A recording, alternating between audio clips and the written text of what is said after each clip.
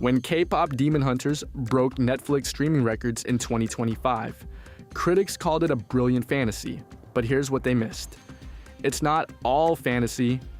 Every demon in this film exists in Korean folklore. Every ritual has authentic origins. Every weapon has been used in actual exorcisms. The director didn't create a fictional world. She reconstructed a hidden one. And the film's central premise, that music performances can hold back supernatural forces, isn't creative license. It's a spiritual practice that is deeply rooted in Korean culture. What you're about to discover will permanently change how you see K-pop. The film's premise is deceptively simple. A girl group performs concerts that double as demon-fighting rituals. Their performances maintain a barrier called the Honmoon, separating our world from a realm of evil demons. This isn't fiction, it's Korean shamanism with a modern skin. In Korean spiritual tradition, there's a ceremony called the gut. Female shamans, mudang, perform elaborate rituals involving dance, song, and incantation to combat evil spirits and protect communities. These weren't private prayers. They were massive public events where entire villages participated. Director Maggie Kang stated she views these ancient rites as the first concerts. And the parallels are undeniable. A traditional gut ceremony. The mudang spins in elaborate robes, drums pound in hypnotic rhythms. The community chants in unison, creating waves of collective energy. The shaman channels this energy to fight invisible forces. A modern K-pop concert, synchronized choreography, engineered soundscapes, tens of thousands of fans moving as one. Light sticks creating synchronized patterns of light. The venue becomes a space of collective transcendence. The film argues these aren't metaphorically similar, they're structurally identical. In Kpop Demon Hunters, the audience isn't passively watching. They're participants in a spiritual ritual. Their unified chanting and synchronized movements amplify the protective barrier. Remove the audience and the barrier fails. The Honmoon itself, the mystical wall between worlds, is fictional, but its mechanics are rooted in authentic shamanic cosmology. Traditionally, a mudang opens gateways between the physical and spiritual realms during a gut. The film inverts this. Instead of opening bridges, the performance reinforces walls. But what happens when the performance stops? What's waiting on the other side? That idea leads us directly to the demons. The antagonists aren't random monsters. They're a catalog of Korean supernatural entities, each with specific folkloric origins. Start with the Saja boys, the rival K-pop group secretly stealing souls. Their name comes from Choseong Saja, Korea's Grim Reaper. But here's the twist, in actual Korean folklore, the Choseong Saja aren't evil. They're bureaucrats, a trio of underworld messengers who guide souls to the afterlife. The film reimagines them as soul thieves, but their costumes remain historically accurate. Black flowing hanbok and black gat hats. Exactly how these death messengers have been depicted in Korean art for centuries. There's even linguistic encoding. Saja in Korean means both messenger and lion. The film acknowledges this with their fandom name, Pride. But here's what makes them terrifying. They don't use force. Fans willingly surrender their souls just to be close to their idols. The mechanism of theft is desire itself. Now consider the foot soldiers, Dokaebi. In folklore, they're morally ambiguous tricksters that arise from inanimate objects imbued with spiritual energy. An old tool, a forgotten broom. Anything that absorbed enough human energy could become a Dokaebi. They enjoy gambling and pranks. Some even reward virtuous people with gold. The film simplifies them into pure antagonists, but their design stays faithful. Horns, fangs, faces inspired by traditional Korean masks, and iconic clubs. Then there are the Mulguishin, water spirits, the souls of drowning victims who haunt the waters where they died. In the film, they attack Huntrix in a bathhouse, green, slimy, aggressive. But in folklore, they're tragic figures. They don't kill out of malice, they're lonely. They drag swimmers down seeking companionship. But the most disturbing entities are the Dalyal Guishin, egg ghosts. Smooth, featureless faces, no eyes, no nose, no mouth, just blank, egg-like surfaces. In Korean folklore, seeing one is a death omen, not a threat, an inevitability.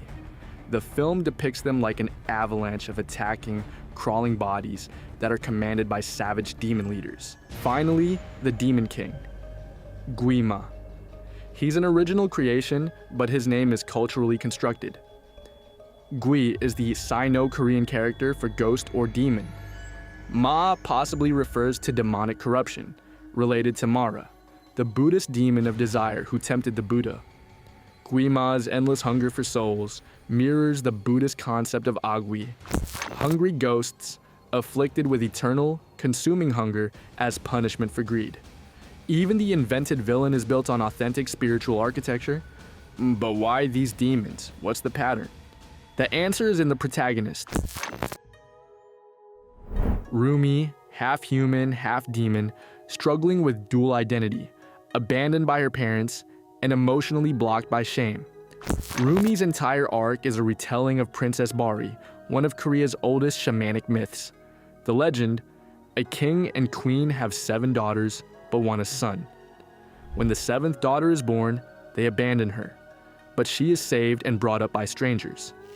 Years later, the parents fall deathly ill. None of the other 6 daughters will help, but Bari, the abandoned child, undertakes the journey. She travels alone to the underworld, faces gods and demons, endures impossible trials, retrieves the water of life, returns and saves the parents who discarded her. For this sacrifice, she becomes a goddess, the first Mudang, the progenitor of all Korean shamans. The deity who connects this world and the next. Rumi's story is a precise mirror. Daughter of a demon hunter and a demon, orphan, burdened with a heritage that makes her an outsider. She must journey into darkness, accept both halves of herself, and save a world that doesn't fully accept her. She's not just a hero, she's the bridge between worlds. The mythological first shaman, reborn for the modern age. Every element of Rumi's character echoes Bari's journey, reinforcing the film's thesis. The power to protect the world has always belonged to those who were cast aside and had to overcome their own demons. That task requires specific tools. And yes, you guessed right, the weapons aren't fantasy props either. They're historical ritual instruments. Rumi's sword, the Sanjeum, Sword of 4 Tigers, a real exorcism blade from Korean history. But here's the critical detail. It can only be forged during an astrological alignment that occurs once every 60 years. Year of the Tiger, month of the Tiger, day of the Tiger, hour of the Tiger. Miss that window, wait a lifetime. The tiger is Korea's ultimate symbol of protection. The Sanjeum is the supreme anti-demon weapon. The film gives it to its leader because it's spiritually ordained, not just powerful. Zoe's throwing knives, Shinkal, spirit knives. Mudang used these during gut rituals while dancing, symbolically fighting evil spirits and severing spiritual attachments. Zoe's combat style mirrors this exactly. Rhythmic precision blended with spiritual function.